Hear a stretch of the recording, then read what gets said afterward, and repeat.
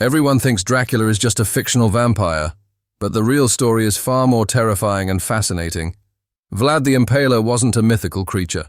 He was a brutal Romanian prince who became a legend of medieval Europe.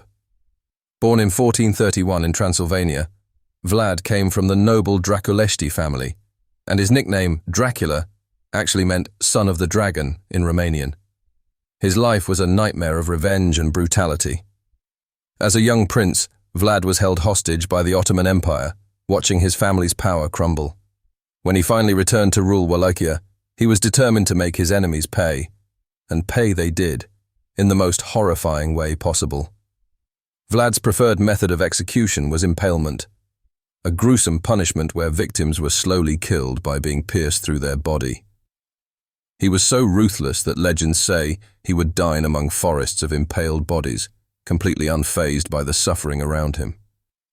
During one famous incident, he invited 200 noble families to a feast, only to have them all stabbed and impaled.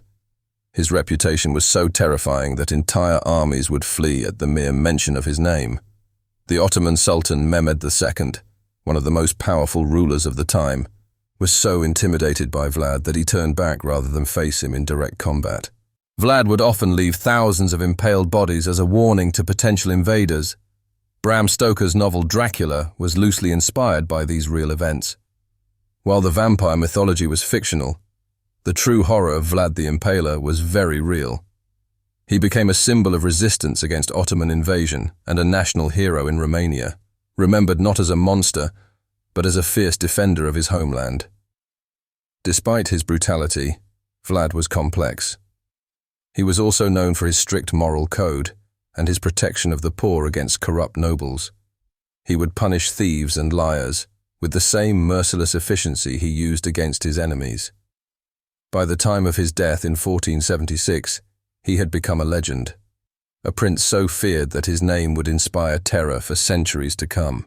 The real Dracula wasn't a supernatural creature, but a human being whose actions were far more terrifying than any vampire story.